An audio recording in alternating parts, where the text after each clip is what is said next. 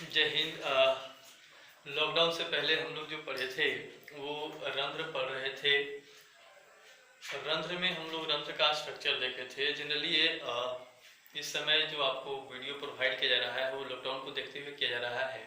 तो कोशिश करिएगा कि जैसे क्लास में पढ़ते थे वैसे ही इसको कॉपी के सामने वहाँ पर कॉपी रख करके और सभी चीज़ों को नोट करते जाए, समझते जाए। और जो समझ में ना आए उसके लिए क्या करना है कि जनरली किताब है आपके पास, उस किताब से पढ़ें। आसपास जो सीनियर स्टूडेंट हैं उनसे पूछें। अगर वो भी नहीं समझा पाते हैं तो जो क्वेश्चन होते जाएगा, जो दिमाग में डाउट बनेगा, उसको एक पेज पर क्या करते जाएंगे, लिखते जाएंगे कि जब आपका क्लास चलेगा, जब शुरू होगा तो उस समय हम लोग उसको क्या कर सके, सोल्व कर सके। तो आगे बढ़ते हैं। हम लोग रंध्र पढ़े थे, पहले एक बार रंध्र को समझ लेते हैं, उसके बाद इसको शुरू करेंगे। तो रंध्र क्या था? ये प्लांट है और ये लीफ है। तो लीफ का जो सबसे बाहरी सतह होता है पौधा के, उस बाहरी सतह को, बाहरी परत को हम लोग क्या कहते हैं, एपिडर्मिस कहते हैं। और ये जो एपिडर्मिस होता है, इसी एपिडर्मिस में कई छोटे छोटे क्या होते हैं, छिद्र दिखाई देते हैं। और ये जो छोटे छोटे छिद्र यहाँ पर एपिडर्मिस में मौजूद होते हैं, इन एपिडर्मिस में उपस्थित छिद्रों को हम लोग क्या कहते हैं, रंध्र कहते हैं, अस्टोमाटा कहते हैं।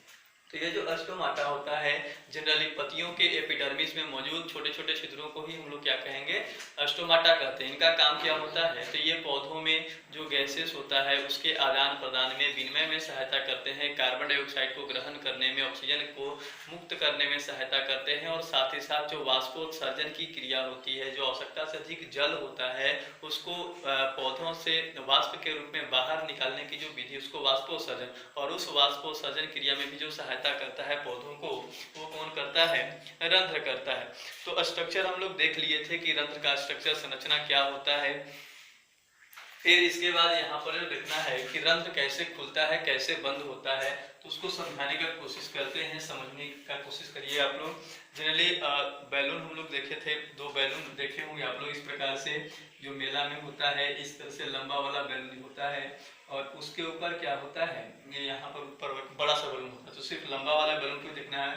तो ये लंबा वाला बैलून है, इस प्रकार से 2, और इसके दोनों सिरा को हम लोग क्या कर देते हैं, मान लीजिए फिक्स किया हुआ है, ऐसे फिक्स कर देते हैं कि जब इसमें हम लोग हवा भरें तो ये इधर और इधर ना जा पाए। समझने के लिए सिर्फ है, ये बैलून है, यहाँ पर मान के चलना है कि रक्षक कोशिकाएं हैं, कैसे कार्य करती हैं।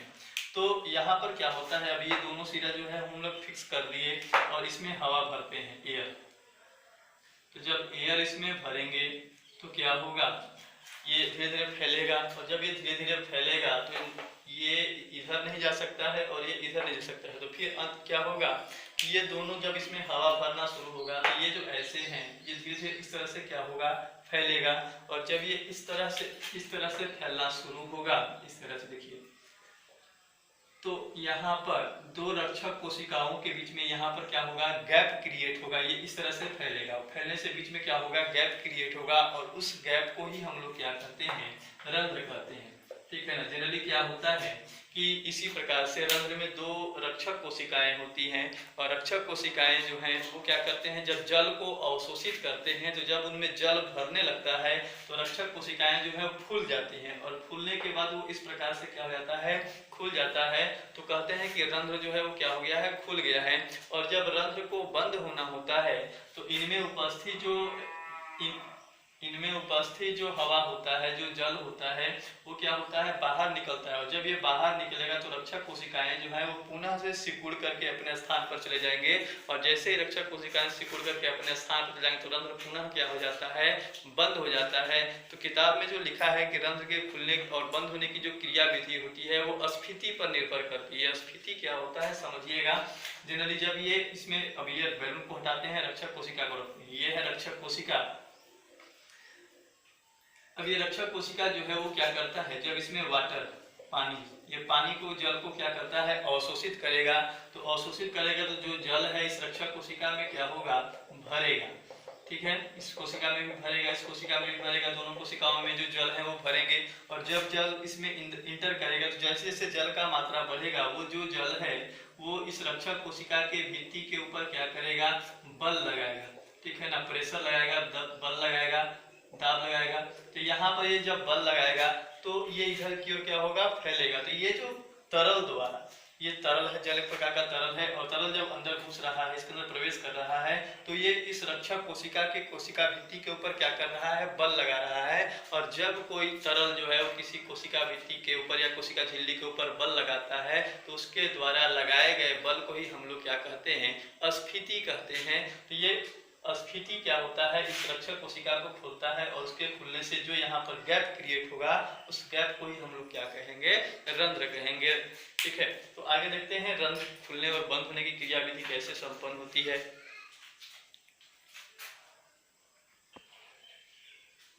तो यहाँ पर क्या हो रहा है कि रंध्र जो है, रंध्र के खुलने एवं बंद होने की क्रिया रक्षक कोशिका, ध्यान रखना है कि रंध्र को जो खुलने और बंद होने की जो क्रिया है, इसका जो नियंत्रण करता है रक्षक कोशिका करता है, गार्ड सेल करता है, रक्षक कोशिका द्वारा नियंत्रित होता है। अब कह रहा है कि यह क्रिया जो है वो कोशिका अस्फीति, एक चीज और है यहाँ पर जिसको अंग्रेजी में हम लोग टर्जिडिटी कहते हैं, कोशिका अस्फीति पर निर्भर करता है। कोशिका अस्फीति हम अभी आपको बताएं कि जब रंध्र कोशिकाएं जो है वो जल को अवशोषित करती हैं, इस प्रकार से ये मान लीजिए रंध्र कोशिका है, तो जब ये जल को अवशोषित करेगा तो जल का मात्रा धीरे धीरे बढ़ेगा, और जब जल का मात्रा धीरे धीरे बढ़ेगा तो ये जो है वो इसके भित्ति के ऊपर क्या करेंगे, बल लगाएंगे, और किसी तरल द्वारा किसी भी कोशिका के कोशिका भित्ति या झिल्ली पर लगाए गए बल को हम लोग क्या बोलते हैं, अस्फीति कहते हैं। तो यहाँ पर समझना है कि यह क्रिया जो है वो किसके ऊपर निर्भर कर रहा है, कोशिका अस्फीति पर निर्भर करता है।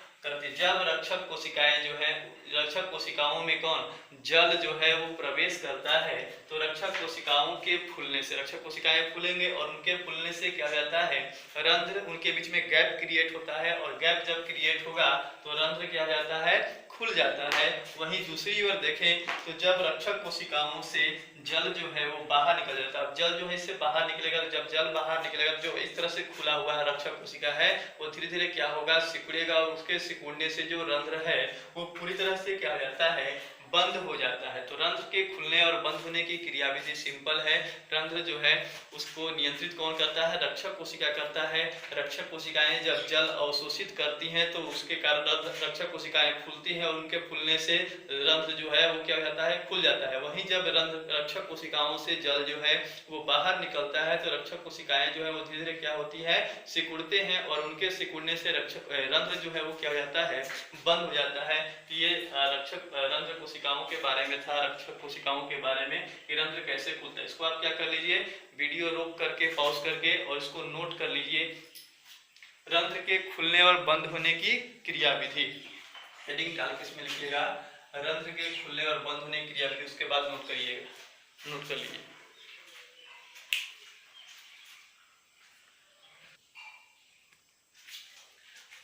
आगे जो हम लोग को पढ़ना है वो है जंतुओं में पोषण। जंतुओं में पोषण, इससे पहले हम लोग पढ़े कि पोषण क्या होता है। तो पोषक तत्वों को ग्रहण करने की विधि को हम लोग क्या कहते हैं, पोषण कहते हैं। और पोषण जो होता है, भोजन से हम लोगों को दिन भर के दैनिक कार्यों के लिए क्या होता है, ऊर्जा प्राप्त होती है, और वह ऊर्जा जो होता है वो शरीर के अंदर होने वाले कई प्रकार के कार्यों के लिए उपयोगी होता है। तो सभी प्रकार के जो जंतु होते हैं वो पोषण करते हैं। तो यहाँ पर हम लोग जंतु में पोषण पढ़ना है, लेकिन उससे पहले हम लोग समझेंगे कि पोषण जो होता है उसके कितने स्तर होते हैं, उसको कितने स्तर में बांटा गया है। तो पोषण के विभिन्न स्तर होते हैं, ठीक है ना। पोषण के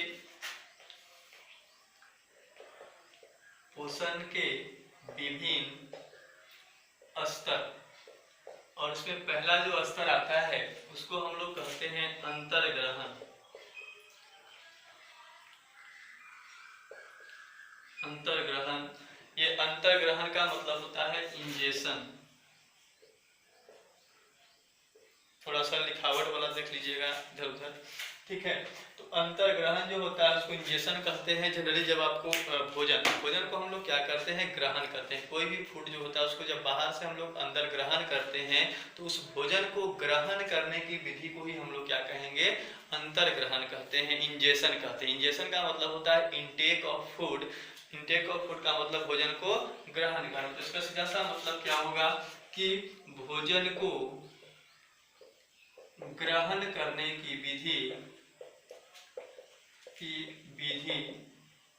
क्या कहलाता है, अंतर्ग्रहण कहलाता है।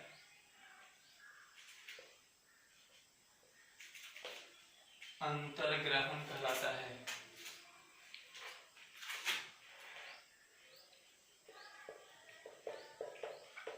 भोजन सिर्फ और सिर्फ क्या है, यहाँ पर भोजन को सिर्फ ग्रहण करना, बाहर से जो भोजन है उसको उठा करके मुंह के अंदर डालना, उसको ग्रहण करने की विधि को हम लोग क्या कर रहे हैं, अंतर्ग्रहण। अब भोजन को जब ग्रहण कर लेते हैं तो उसके बाद भोजन जो होता है वो अमाशय में पहुंचता है और वहां पर उसका क्या होता है, पाचन होता है। पाचन, ये पाचन क्रिया क्या होता है इसको थोड़ा समझना है। तो पाचन वह प्रक्रिया होता है जिसमें जटिल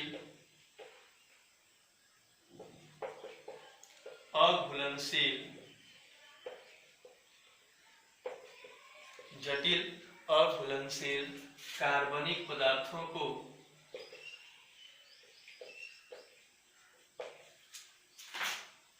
को सरल एवं घुलनशील पदार्थों में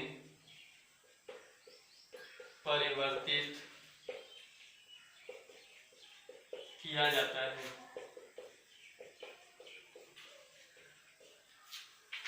तो यहाँ पर क्या है, वह प्रक्रिया जिसमें जटिल, जो भी हम लोग भोजन खाते हैं तो उसके छोटे छोटे जो महीन कण होते हैं वो कहाँ पर पहुँचते हैं, अमाशय में। और उन छोटे छोटे जो कण होते हैं उनको, वो जटिल कण होते हैं, उनको पुनः से क्या कहता है, काफी महीन कण में लेई जैसा महीन कण में क्या कहता है, परिवर्तित किया जाता है। ठीक है ना। तो वो जो जटिल कण है, और वो जटिल कण बड़े कण होते हैं तो वो हमारे शरीर में क्या होते हैं, अवशोषण लायक नहीं होते हैं, अघुलनशील होते हैं। ठीक है ना। तो ऐसे जो जटिल अघुलनशील कार्बनिक पदार्थ जो होते हैं, कार्बनिक पदार्थ है हमारा भोजन, ठीक है ना, वैसे कण जब हमारे शरीर में पहुंचते हैं, अमाशय में पहुंचते हैं, तो वहां पर उनको क्या किया जाता है, सरल एवं घुलनशील पदार्थों में परिवर्तित किया जाता है। ऐसे एकदम काफी सिंपल कर दिया जाता है जिससे वो आसानी से क्या हो सके, अवशोषित सके। तो वह प्रक्रिया जिसमें जटिल अघुलनशील पदार्थ, कार्बनिक पदार्थों को क्या किया जाता है, सरल एवं घुलनशील पदार्थों में परिवर्तित किया जाता है, वह प्रक्रिया क्या कहलाती है, पाचन कहलाती है। तो यहाँ पर पोषण का दूसरा जो स्टेप होता है वो क्या होता है, पाचन होता है। और स्टेप की बात करें तो वो होता है अवशोषण।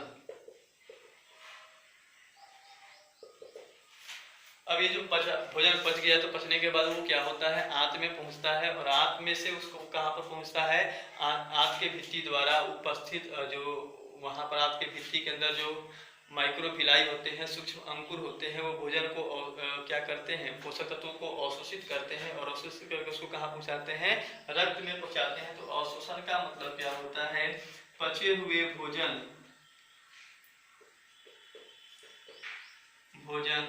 से पोषक तत्वों को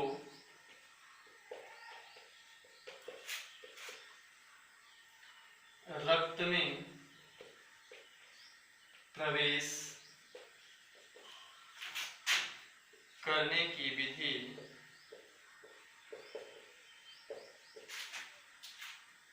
अवशोषण कहलाती है।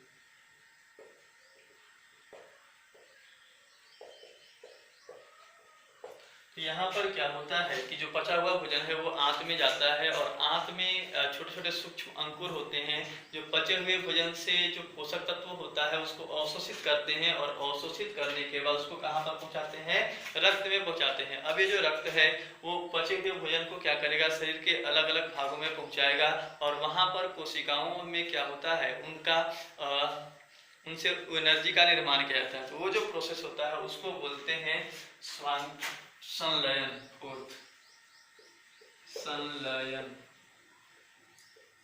संलयन क्या होता है, इसको एसिमिलेशन कहते हैं। ठीक है। तो संलयन को समझिएगा,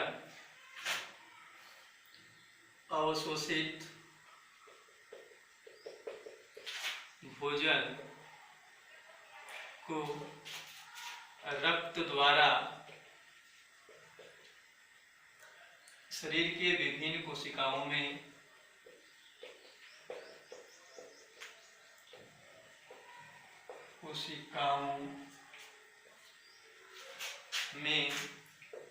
स्थानांतरण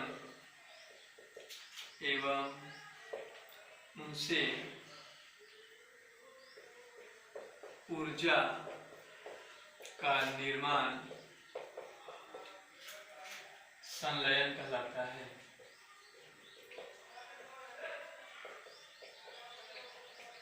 संलयन। तो फिर से यहाँ पर भी 4 स्टेप हुआ है, अभी जगह नहीं है, 5वां स्टेप इसके बाद लिखेंगे हम लोग। तो पहले 4 स्टेप पुनः से एक बार देख लेते हैं।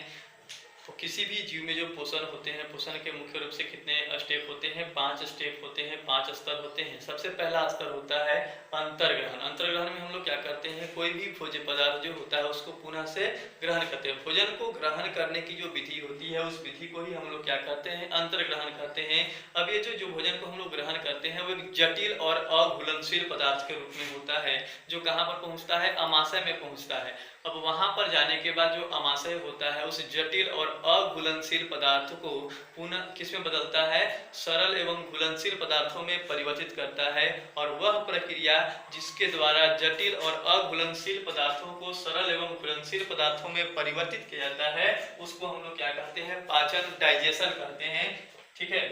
जब पच गया भोजन तो वो कहाँ पर जाता है, आंत में पहुंचता है। और आंत में उसका क्या होता है, उस पचे हुए भोजन से जो पोषक तत्व होते हैं वो आंत भित्ति से कहाँ पर पहुंचते हैं, रक्त में पहुंचते हैं। तो उस क्रिया को, जब पचे हुए भोजन में उपस्थित पोषक तत्व जो है वो आंत से सीधे रक्त में जा रहे हैं, उस क्रिया को हम लोग क्या बोलते हैं, अवशोषण बोलते हैं। तो यहाँ पर लिखा हुआ है कि पचे हुए भोजन से पोषक तत्वों को रक्त में प्रवेश करने की जो विधि होती है उस विधि को हम लोग क्या कहते हैं, अवशोषण कहते हैं। और जब ये अवशोषित हो जाएगा, रक्त में जाएगा, तो रक्त क्या करते हैं, पोषक तत्वों को शरीर के विभिन्न कोशिकाओं में पहुंचा देते हैं। और वहां पर कोशिकाएं जो है वो उन पोषक तत्वों का उपयोग करके उनसे क्या करते हैं, ऊर्जा का निर्माण करते हैं। तो ये जो पूरा क्रिया होता है जहाँ पर रक्त जो है वो पोषक तत्वों को शरीर के अलग अलग कोशिकाओं में पहुंचा रहा है और पुनः उनसे ऊर्जा का निर्माण किया जा रहा है, इस पूरे क्रिया को हम लोग क्या कहेंगे, संलयन कहते हैं। और आखिरी जो स्टेप होता है उसको बहिष्करण कहा जाता है। उसको थोड़ा देर में समझेंगे, पहले आप इसको, इस 4 स्टेप को क्या करिए, रुक करके वीडियो नोट कर लीजिए।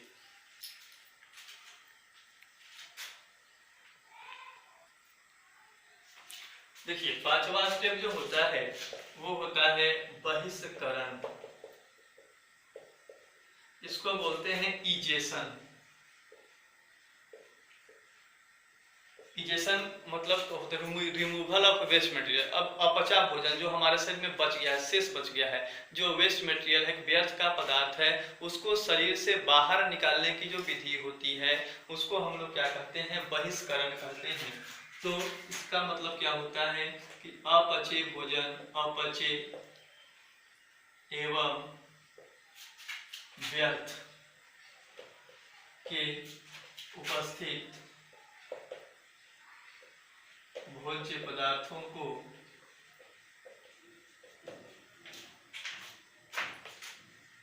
शरीर से बाहर मुक्त करने की विधि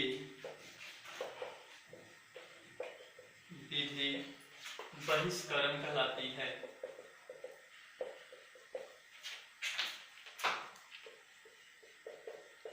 बहिष्करण कहलाती है।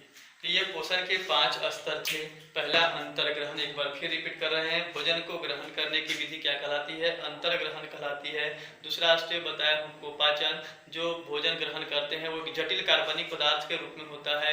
वो जटिल घुलनशील कार्बनिक पदार्थ को सरल और घुलनशील कार्बनिक पदार्थों में परिवर्तित करने की जो विधि होती है उसको हम लोग क्या बोलते हैं, पाचन बोलते हैं। पचने के बाद भोजन जो है वो आंत में पहुंचता है और आंत क्या करता है, आंत में मौजूद जो सूक्ष्म अंकुर होते हैं वो सूक्ष्म अंकुर का काम क्या होता है कि वो पचे हुए भोजन में से उपस्थित पोषक तत्वों को अवशोषित करके खींच करके किसमें पहुंचाते हैं, रक्त में। तो ये जो क्रिया होता है उसको हम लोग अवशोषण कहते हैं। और चौथा होता है उसमें, जिसको हम लोग बोले संलयन। संलयन में क्या होता है कि जो रक्त होते हैं वो पोषक तत्वों को वहां से ग्रहण करके शरीर के विभिन्न कोशिकाओं में पहुंचाते हैं जहां पर उनसे ऊर्जा का निर्माण होता है। और 5वां स्टेप जो होता है वो क्या होता है, बहिष्करण होता है। जो बच गया है, शेष बच गया, व्यर्थ का जो भोज्य पदार्थ है जो अब नहीं बच सकता है, जिसका कोई उपयोग हमारे शरीर में नहीं है, उस पदार्थ को हम लोग क्या करते हैं, शरीर से बाहर मुक्त करते हैं। और उनको शरीर से बाहर मुक्त करने की जो विधि होती है उसको हम लोग क्या करते हैं, इजेशन कहते हैं। तो इसको क्या कर लेना है, नोट कर लेना है। पुनः आगे बढ़ते इसके बाद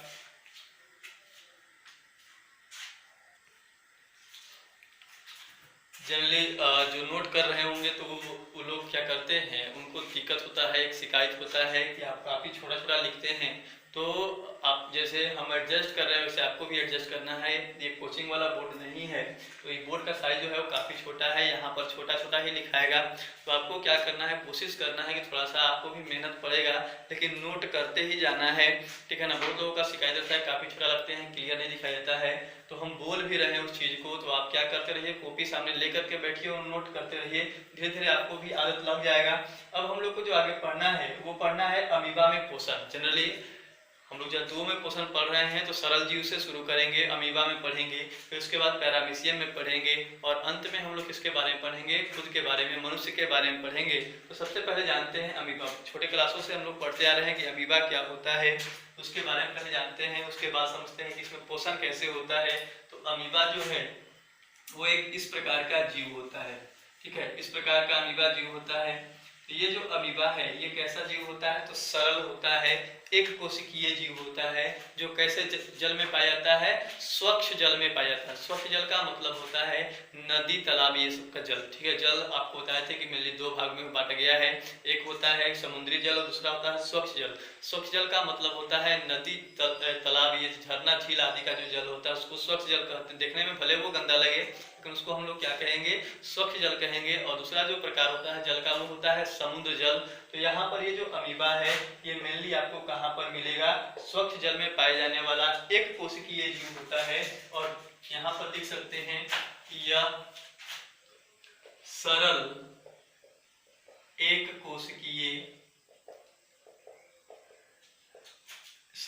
एक कोशिकीय मृदु जलीय जीव है। मृदु जलीय का मतलब होता है स्वच्छ जल, ठीक है ना। तो ये कह रहा है कि ये सरल होता है, एक कोशिका का बना होता है, और कहाँ पर रहता है, मृदु जलीय जीव है। इसका जो आकार होता है यह अनिश्चित आकार का होता है। अमीबा जो है, अमीबा का जो आकार होता है वो निश्चित नहीं होता है, ये आकार इसका जो है वो बनता और बिगड़ते रहता है। तो इसका आकार कैसा होता है, अनिश्चित होता है। इसके बाद बात करते हैं कि यह भोजन कैसे ग्रहण करता है। तो यह भोजन कुटपाद का मतलब होता है स्यूडोपोडिया।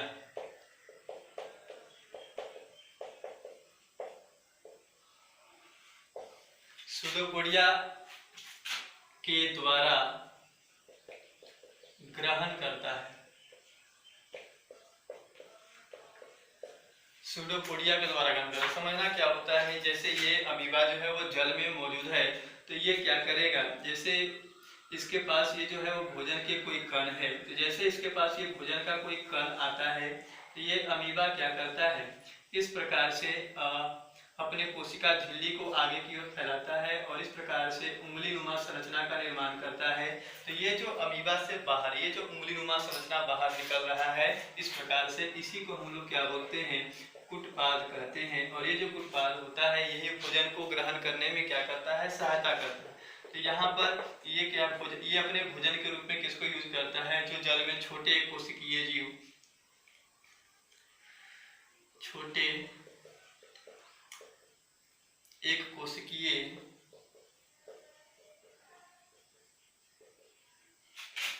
जीव जैसे डायटम, शैवाल आदि के टूटे हुए कोशिकाओं के भाग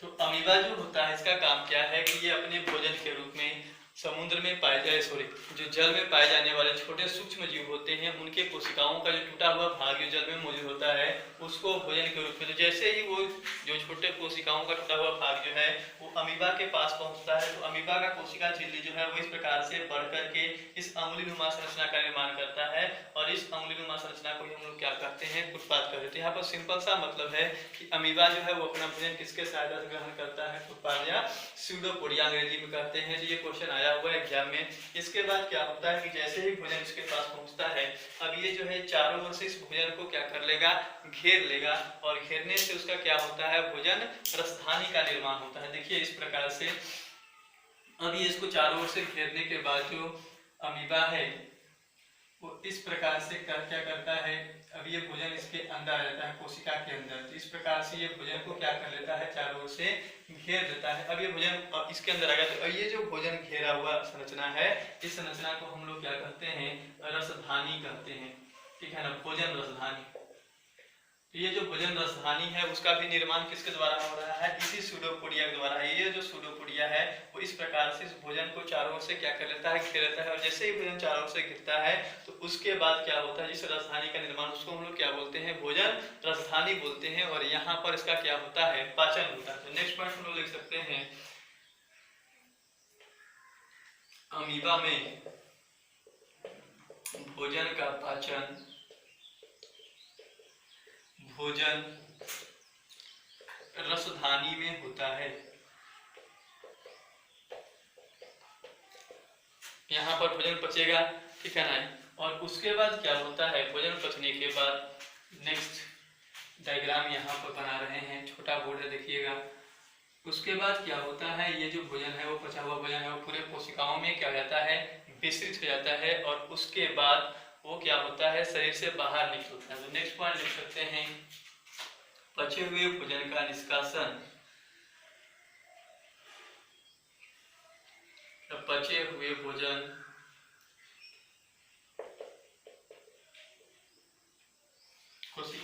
विसरण क्रिया द्वारा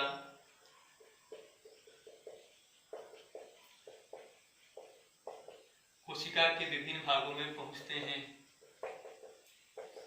के विभिन्न भागों में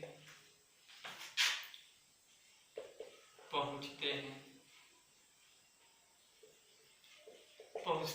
अब पहुंच गया, उसके बाद क्या होता है कि अब यहाँ पर भोजन तो पच गया, पचने के बाद क्या होगा, कुछ अपचा भोजन भी मौजूद होगा, ठीक है ना, जो वेस्ट मटेरियल के रूप में होगा, जिसका अब इसकी अमीबा कोशिका में उसका उपयोग नहीं होगा। तो ऐसे पदार्थों को अमीबा क्या करता है, इस प्रकार से कोशिका झिल्ली जो होता है, कोशिका झिल्ली को ब्रेक करता है और कोशिका झिल्ली के माध्यम से उसको क्या कर देता है, बाहर निकाल देता है। इसको हम लोग लिख सकते हैं अपचा भोज्य पदार्थ।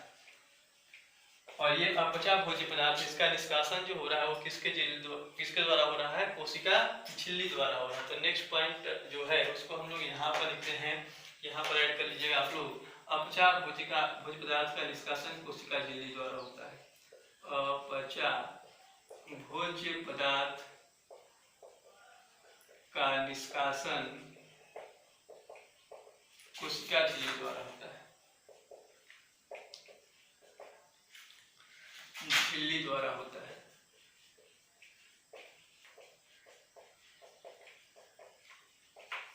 ये सिंपल अमीबा में पोषण था। फिर से रिपीट कर रहे हैं, अमीबा जो होता है वो सरल एक कोशिकाओं द्वारा बना हुआ स्वच्छ जल में पाए जाने वाला जीव होता है। इसका आकार जो होता है वो निश्चित नहीं होता, इसका आकार जो है वो बदलते रहता है। यह जो है ये अपने भोजन के रूप में छोटे कोशिकीय जीव, टाइटम, शैवाल आदि के जो टूटे हुए कोशिका होते हैं उसको ग्रहण करता है। और उसको ग्रहण करने के लिए किसका उपयोग करता है, उत्पाद का उपयोग करता है, सूडोपोडिया का उपयोग करता है। एग्जाम में आया हुआ है। इसके बाद है अमीबा जो है वो अपना उसका जो भोजन होता है, अब ये फुटपाथ जो है उसको भोजन को चारों ओर घेर लेता है और उसके घेरने से किसका निर्माण होता है, भोजन रसधानी का निर्माण होता है।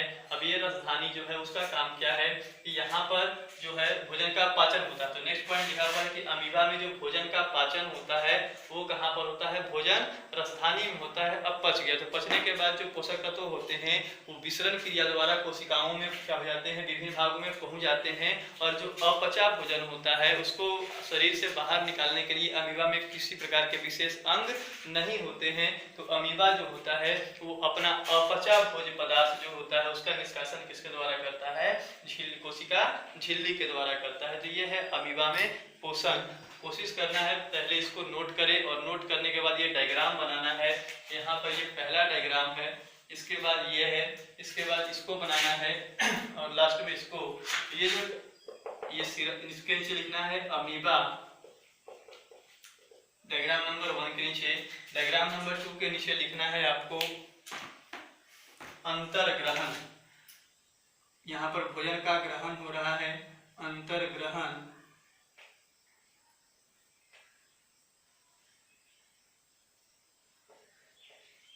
अंतर्ग्रहण, और इसमें क्या हो रहा है, भोजन का पाचन हो रहा है, यहाँ पर लिख सकते हैं पाचन। और यहाँ पर अपचा भोजन का निष्कासन हो रहा है, जिसको हम लोग क्या लिख सकते हैं, बहिष्करण। ये टोटल 1 2 3 4 डायग्राम बना लेना है इसको लिखने के बाद। इसको आप वीडियो रोक करके पॉज करके लिखिए।